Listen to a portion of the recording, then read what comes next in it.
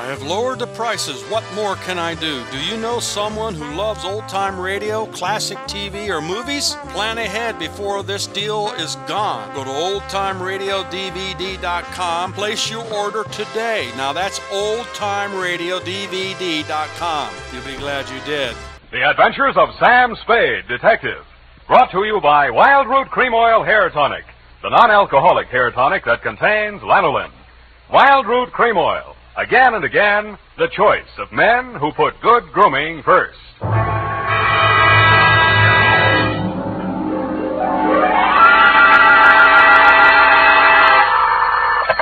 Sam Spade Detective Agency. This is Mad Scientific Detective number 137596. Sam, no matter what anyone says, I'll stand by you. You're nothing of the sort. Not scientific? Of course not. You're two-fisted. Well, thanks, Effie, and that ain't all, Effie. I was actually mistaken for a convolutional melancholiac. Oh, Sam, are you all right now? Wrong diagnosis, Angel. It turned out to be melancholia catatonica.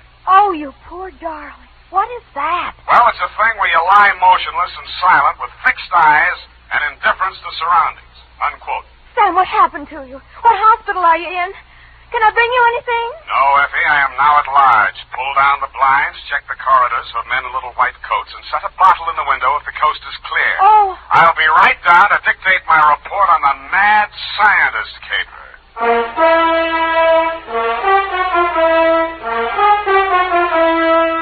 Dashiell Hammett, America's leading detective fiction writer and creator of Sam Spade, the hard-boiled private eye, and William Spear, radio's outstanding producer-director of mystery and crime drama, join their talents to make your hair stand on end with the adventures of Sam Spade. Presented by the makers of Wild Root Cream Oil for the hair. Nobody has to tell you that a neat personal appearance can have a lot to do with helping you get ahead on the job. Now, the first step to a good appearance is well-groomed hair. And I mean hair that's groomed with Wild Root Cream Oil. Wild Root Cream Oil always grooms the hair neatly and naturally. It relieves dryness, removes loose dandruff. Yes, men, to look your best at all times, spruce up with Wild Root Cream Oil Hair Tonic. Again and again, the choice of men who put good grooming first. And now, with Howard Duff starring as Spade, Wild Root brings to the air the greatest private detective of them all in the adventures of Sam Spade.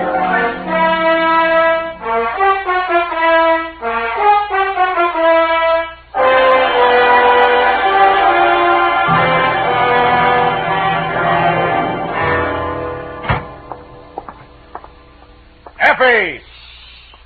Come in, Sam. The coast is clear. Where are you?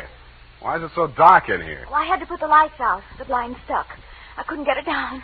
The heat's off, Effie. Let there be light. Oh, I'm so glad. Let me look at you. Don't look at me like that and stop whispering. Oh, Sam. Did you get me all upset like that just for a joke? It's no joke, sweetheart. You really sick? Yeah, just sick of some of the types I made in this business. Oh, sad. Date July 25, 1948, to Detective Lieutenant Dundee, Homicide Detail, San Francisco Police, from Samuel Spade, license number 137596. Subject, the Mad Scientist Caper. I worry so. Dear Dundee, he looked like a mad scientist, and that's exactly what he was. His eyes had a wild gleam in them, his hair was a wild tangle, and he was wearing a wild assortment of clothing that looked as if they'd been slept in shifts. He leaned across the desk at me and said, "They have stolen my secret formula." They had. Gee, that's too bad. Oh, you think I'm crazy? I don't know yet. I just met you. My name is Raymond Fox. Does that mean anything to you? Raymond Fox. Yeah, I think it does, but I don't quite remember what. I invented the helioscope. Helioscope. No, that wasn't it. I also synthesized hydroxylamophotochronoton. That was it. Yes, but unfortunately, production costs were prohibitive. But you didn't let that discourage you. Oh, no, indeed. You see, after a brief illness, I was back in my laboratory, perfecting my greatest contribution to science. What may prove to be the greatest contribution of science to humanity. I call it Penetron. Penetron? That is what they have stolen. The secret formula for Penetron. Penetron, huh?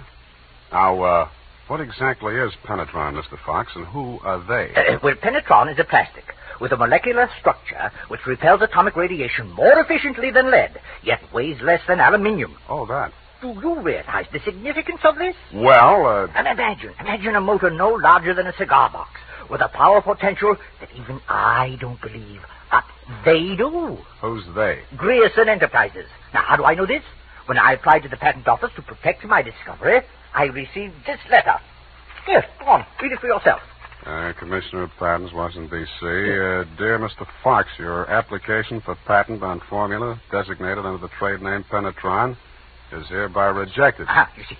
Both formula and trade name, together with descriptive material identical to yours, have been registered by Mr. Albert Grierson, Grierson Enterprises, San Francisco. Very truly yours, George Sherman, Acting Deputy Assistant Commissioner. There. You see? Yes. You don't need a detective, Mr. Fox. What you need is a good patent lawyer. Lawyer?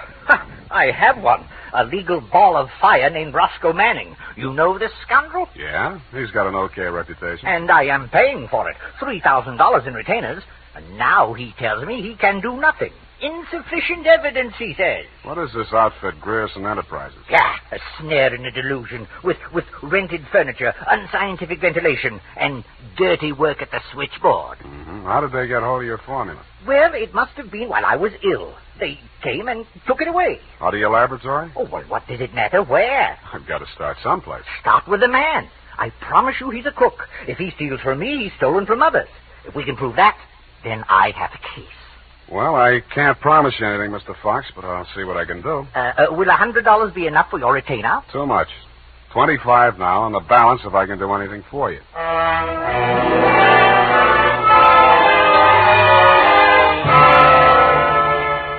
I doubted if I could even earn the 25, but if he wanted to gamble, it was okay with me. The offices of Grierson Enterprises were pretty much as he described them, a beautiful front, especially at the switchboard. Grierson Enterprises, good afternoon. No, Mr. Grierson's out of town. No, I don't know when to expect it. I'll be right with you. That's good news. Grierson Enterprises? No, he is not. No, I do not, and he doesn't want to talk to you in any case, Mr. Manning. Oh, if it would just stop. Can't you shut it off? I might as well. Nobody seems to believe me anyway. You weren't looking for him, too, I hope. Oh, please, just tell me you're selling magazines or collecting salvage or just anything. My card. Oh, detective. Mr. Grierson hasn't done anything, has he? That's what I want to find out. My client says he swiped his secret formula. Oh, not that maniac. You don't look the type. You know he's mad, don't you? Maybe yes, maybe no. Personally, I'm crazy about money. Mad money, pin money, or dirty money. Your employer didn't happen to leave any lying around, did he? No, but he has a charge account at a bar downstairs in the building, and it's nearly 5 o'clock. Could you cross-examine me there? I thanked her as gallantly as I could under the circumstances. She said, "Wait here, I won't be a minute." And while she was gone, I made a quick frisk of the office. The file cabinet was empty. Grierson's desk contained nothing but 2 unsharpened pencils, tobacco crumbs, a rubber band, some rusty paper clips, an old gas bill, a glass ampule, broken, labeled sodium denadrine for intravenous injection, and a business card from one Roscoe Manning, attorney at law. I stuck the card in my pocket, went back to the switchboard, and in less time than it takes to tell, I was calling her Lois, and she was calling me Sam over cocktails for 2. And that's all I know about it. I didn't think anything about his taking his correspondence out of the files. He often took work home with him. Mm-hmm. When was the last time you saw him? Oh, it's been nearly 6 weeks. You haven't heard from him in all that time? He was with Mr. Fox just before he left. They had a terrible quarrel. But then Mr. Grierson managed to get him calmed down, and they left the office together. And that's the last time you saw Grierson? Huh? Yes, and it's all very strange. What did that maniac tell you? That Grierson swiped his invention. Do you believe that? I didn't even believe in the invention. Now I'm beginning to think it was worth stealing. Oh, Mr. Grierson wouldn't. He's a brilliant man, you know. What else has he invented? Well, I don't know. He always had a lot of projects, but of course he never took me into his confidence. Just exactly what is your job? Oh, it's quite simple, really. I just tell people he isn't in. Yeah. Look, sweetheart, you really mean to tell me it never occurred to you that there might be something slightly fishy about Grierson Enterprises? I know. Why should it? Because there's a smell of red herring up there. It's in the air. You mean Mr. Grierson's a crook? Well, what does that make me? Worry that out on his time. Drink up.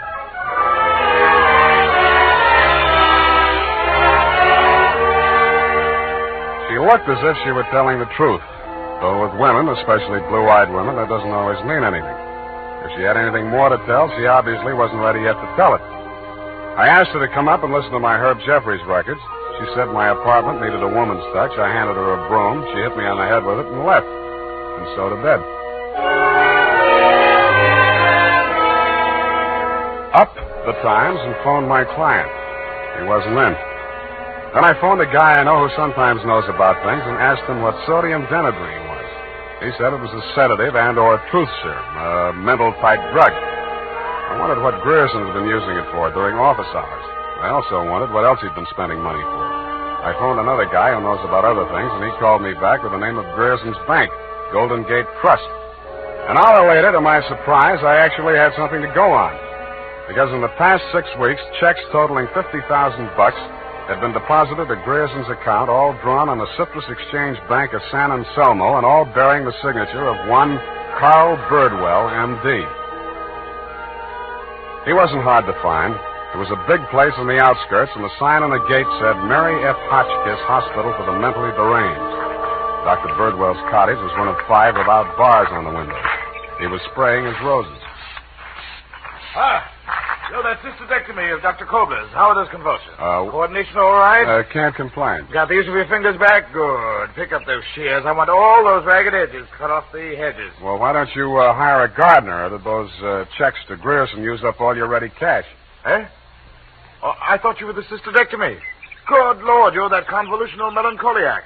You're not allowed out on the grounds. Guard! Guard! Now, wait a minute, Doctor. Matter. This one acting up? Take him back. I sent for the cystodectomy. This is the wrong man. You're crazy. Come on. Let go of me. I'm not a patient here. I'm a detective. Yeah, and I'm Sherlock Holmes. Come on, now, back to the violent war. Come on, lay off. I got an office in San Francisco. I can prove it. 137596. Okay, Dr. Watson, but come on, come on.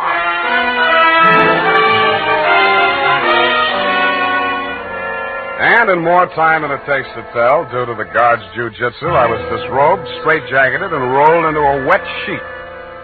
A full-fledged inmate of the Mary F. Hotchkiss Hospital for the Mentally Deranged, which is exactly where I belong for having taken Mr. Fox's $25.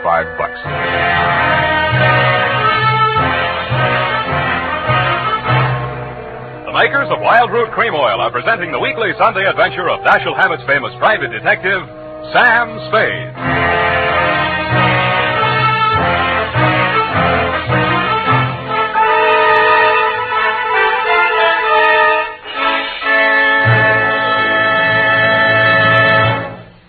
If you want the well-groomed look that helps you get ahead socially and on the job, listen. Recently, thousands of people from coast to coast who bought Wild Root Cream Oil for the first time were asked, how does Wild Root Cream Oil compare with the hair tonic you previously used? Better than 4 out of 5 who replied said they preferred Wild Root Cream Oil. And no wonder. Wild Root Cream Oil grooms the hair neatly and naturally, relieves annoying dryness, and removes loose dandruff. What's more, non-alcoholic Wild Root Cream Oil is the only leading hair tonic that contains soothing lanolin. So ask for Wild Root Cream Oil Hair Tonic. Again and again, the choice of men who put good grooming first. By the way, smart girls use Wild Root Cream Oil, too. And mothers say it's grand for training children's hair.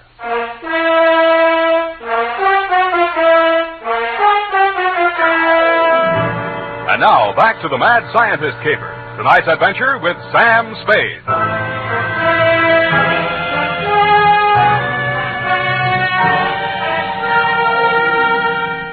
I have been shot, stabbed, slashed, pistol whipped, and sapped into unconsciousness. But until you have spent a night rolled up in a wet sheet, Dundee, you don't know what punishment is. You feel hot and cold at the same time, too miserable to sleep, too exhausted to stay awake. And after 4 hours of it, you just give up and join the crazies pushing up the daisies. There's only one thing I can say in favor of the Mary F. Hotchkiss Hospital for the Mentally Deranged. They get the patients up early. By 6:30 in the a.m., I had been rolled out of the sheet. By 6:45, I had thawed out enough to be taken out of the straitjacket by an orderly. I was glad to be out of it because it was very heavy, and that gave me an idea. I picked it up and swung it. In less time than it takes to tell, I was in the orderly's uniform, out of the violent wing, and shuffling up the walk through Dr. Birdwell's rose garden and through his cottage door. Good morning, Dr. Birdwell. Good Lord, who let you in here? What do you want? I was trying to tell you yesterday when I was so rudely interrupted. Hey? Oh, yes, the detective. Did you say Grierson sent you? I didn't say that. I'm afraid you'll have to be absolutely specific or I can't help you. All right. My client is an inventor who claims that Mr. Grierson stole a formula from him, got a patent on it, and stands to profit to the tune of about $1 million. The last two items check. I don't know whether Grierson's a crook or not. He's into you for $50,000, so you might know. This inventor. Pale eyes, contracted pupils, big mop of hair. That's a fair description. Fox. Raymond Fox. He's a patient, escaped from this hospital. That man, Mr. Spade, is a homicidal maniac. If you'll jog your memory, you may recall the case. Sacramento, 1935. Wait a minute. Chemistry professor, lab explosion? That's the case. Two of his colleagues, whom he irrationally suspected of stealing the formula for the explosive he used to blow them up. You sure they didn't? The man was adjudged hopelessly insane. He must be returned to us. He may murder Grierson, he may murder you, but he will commit a murder if he remains at large. Perhaps more than one murder. You must help us, Spade. Like you, Doctor, I can't help unless you're absolutely specific about a couple of things. Your connection with Grierson, for instance. I invested in Grierson's firm. Uh-huh. How did Fox meet Grierson? He was allowed a certain degree of freedom here during his rational periods. I'd guessed that he went through my papers or overheard one of my conversations with Mr. Grierson. Mm-hmm. Do you know he retained a lawyer? Huh? Manning, smart patent lawyer. You must think Fox has a case. Oh, surely not. Grierson thinks so, too. You've talked to Grierson? No, but I've examined his bank statements. The bank allowed that? I told him I was Grierson's attorney. The point is, Grierson is broke. Why? Because he's paid out every penny you gave him to the order of Roscoe Manning, attorney at law. And you know what I think, Doctor? Yes? I think Raymond Fox is crazy like a fox.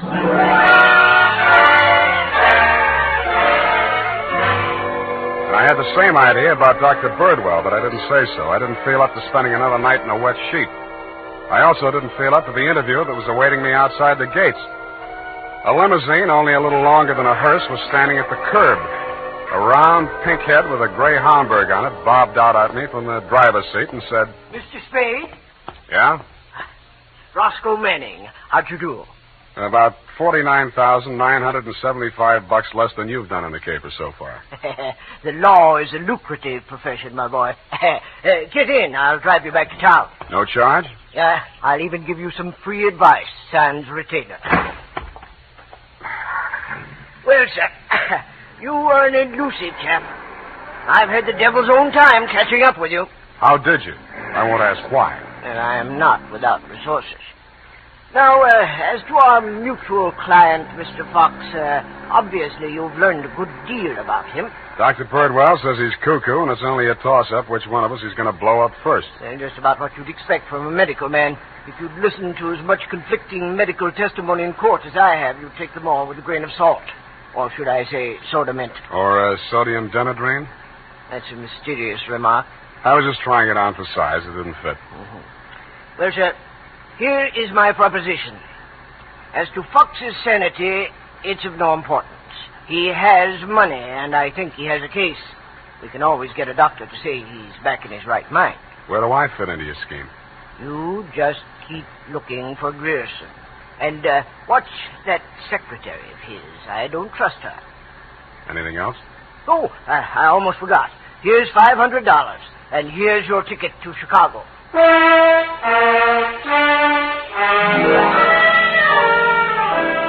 I don't know why, but somehow I got the impression that Mr. Manning was trying to get rid of me. He should have used that ticket to Chicago himself. We stopped at Sausalito for breakfast, and the condemned man ate a hearty meal.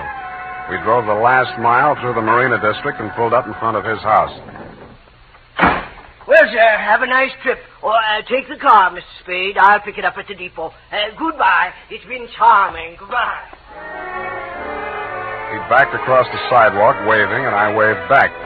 Then he went up 3 steps, put a key in his door, and opened it. It didn't do much damage to the house, But all the king's horses and all the king's men couldn't put Roscoe Manning back together again. I got out of the car and just made it up the steps when it happened again. I hated the look, but I did. Where the limousine had been parked with me in it was a smoking heap of scrap metal. I then headed for the nearest phone booth and, pausing only to inspect it for mines and booby traps, dialed the number of Grierson Enterprises.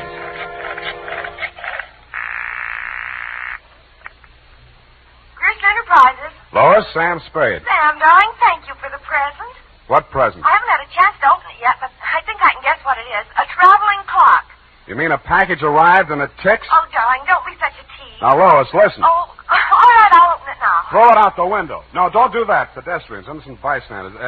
Have you got a metal wastebasket there? I think so, yes. Well, fill it up with water and throw the package into it. And ruin my lovely clock? It is not a lovely clock. It's a lovely booby trap. Oh, go on. I'm serious. Manning just got one of them, and what's left of him is on the way to the morgue. Oh, I think I'm going to faint. Lois! Lois! Wake up! Pour some water on yourself. Hello, hello!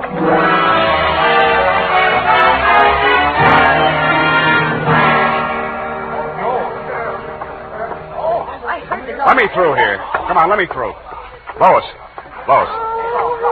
Oh, you're okay. Glad of that. All right, she's all right now, you people. Come on, get out of here. She's all right. Come on, get up. You're not hurt. What happened? It exploded in the water. At least you had sense enough to do what I told you to. Oh, this was a new dress. Now look at it. It looks fine. Here. Put this coat around you. I don't think that was a very funny joke, Sam. Neither do I. Now, try and forget your clothes for a minute. And try and answer a few questions for me. There isn't much time. Sam, what is it? I want you to be very sure of this, Lois. Try and remember accurately. How many people has Grierson seen since he opened this office? Well, not very many. He was hardly ever in. It's strange. Now that I think of it, I can only remember two. Mr. Manning and that mad scientist man, Mr. Fox. Yeah, did you hear any of the conversation between Grierson and Fox? He just screamed at Mr. Grierson about how his invention had been stolen from him. Then it sounded as if they scuffled, and all of a sudden Mr. Fox calmed down. Mm-hmm. When they came out, his eyes looked funny, as if he'd been hypnotized. Yeah. What does Grierson look like? Oh, he must have been quite handsome at one time. He's sort of like Gregory Peck with a mustache, only fatter and balder and older. Mm-hmm. I wouldn't have put it exactly like that, but I can see what you mean. But you've never seen him. Don't make book on it, but I think I have.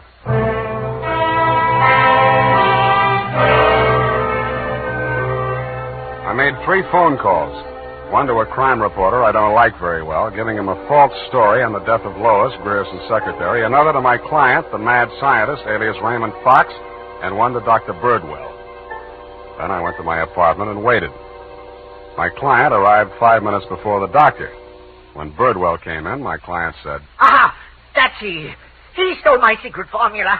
Now, Raymond, you're getting confused again. Oh. I'm the doctor, don't you remember? That's not true. Your name is Grierson. Oh, he's much worse. He's identification. Now, you must try to remember, Raymond. Nobody's going to hurt you. But you'll be much sicker if you don't remember. But I do remember. I remember everything. Do you remember setting the bombs at Manning's house and the one you sent to Mr. Grierson's office? No. Grierson isn't dead. You're Grierson. No, Grierson isn't dead. Only that poor girl. No. She didn't steal my formula. It was you. Oh, you're trying to mix me up. I'm trying to help you. Now, roll up your sleeve. I'll give you something to quiet your nerves, and we'll go back to the hospital. Put it away, Doctor. You've helped him enough. Huh? Now, look here. This man is my patient. He needs medical attention. I won't argue with you, but I think you'd better get it from some other doctor. Right now, he's making more sense than you are. Just keep on the way you're going, Spade, and I'll have you back in that wet sheet. I did it once, and I can do it again. Sit down. You got delusions of grandeur.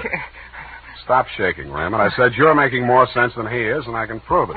You think you're very astute, don't you? No, I'm stupid, but I'm lucky. I should have tumbled to the whole caper when I found that you'd invested 50,000 smackers in Grierson Enterprises. When I found out that Raymond was an escaped patient, I should have tumbled to what that Denadrine vial was doing in Grierson's desk.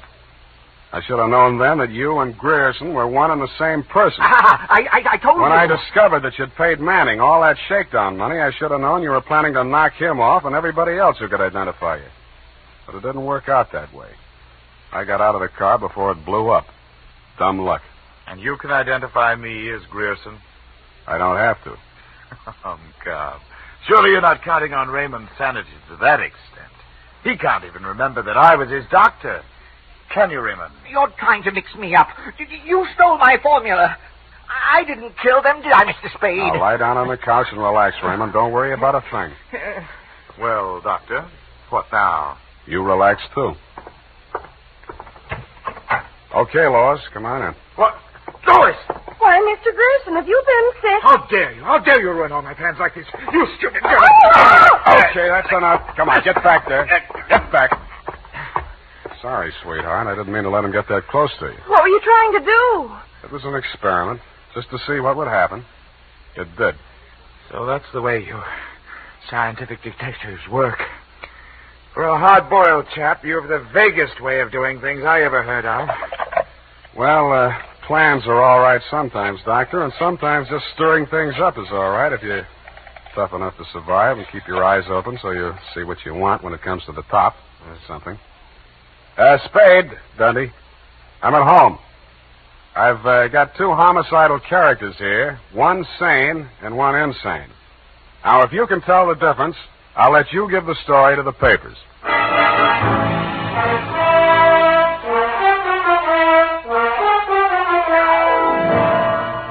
And that, Lieutenant D, is the crop. You picked the wrong one. Figures. It's as simple as this. Raymond Fox was the loony, but Birdwell, alias Grierson, conceived and executed the whole scheme, including the explosions. Don't worry about Fox. He's now back at the hospital working on a new secret formula. I don't know what it is, but it might be an anti-truth serum, because that's how Birdwell got the Penetron formula, by using truth serum on the mad scientist to make him talk. Anyway you figure it, he's crazy like a fox. His enemies are all dead or on their way, and he's as snug as a rug in a bug house. Period. End of Looney Tune. Well, of all... Well, just imagine. Well, it takes all sorts to make a world, I guess. Well, I guess you never spoke a truer word, Effie, but don't forget a stitch in time saves 9. Don't feel too badly about it, Sam. Better late than never. You took the words right out of the horse's mouth, but it's later than you think, Angel. Type that up, Angel, and while you're at it, see if you can think up a way to teach an old dog new tricks.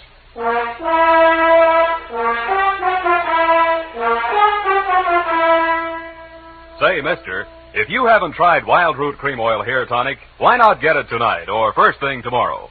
You'll be glad you did, for Wild Root Cream Oil grooms your hair neatly and naturally without giving it that plastered-down look. Wild Root Cream Oil also relieves annoying dryness and removes loose, ugly dandruff. Simply step up to your drug or toilet goods counter and ask for Wild Root Cream Oil in the big economy bottle and the handy new tube that's easy to pack when you travel. Also, ask your barber for a professional application of Wild Root Cream Oil Hair Tonic. Again and again, the choice of men who put good grooming first. Well, here it is, Sam. And I've been thinking over what you said. Which?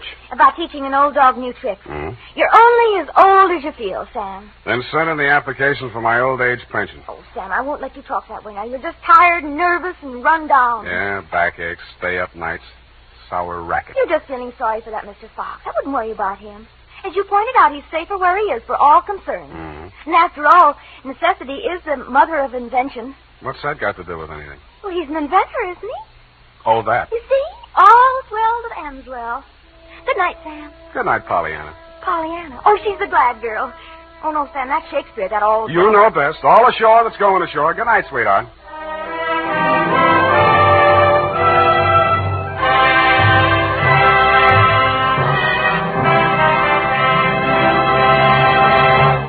The Adventures of Sam Spade, Dashiell Hammett's famous private detective, are produced and directed by William Spear.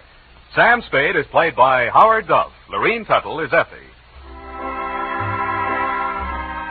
The Adventures of Sam Spade are written for radio by Bob Tallman and Gil Dowd, with musical direction by Lud Gluskin. Gil Dowd directed tonight's broadcast in William Spear's absence.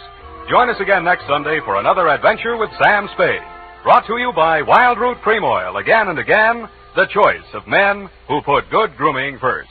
This is Dick Joy reminding you to... Get Wild Root Cream Oil, Charlie. It keeps your hair in trim.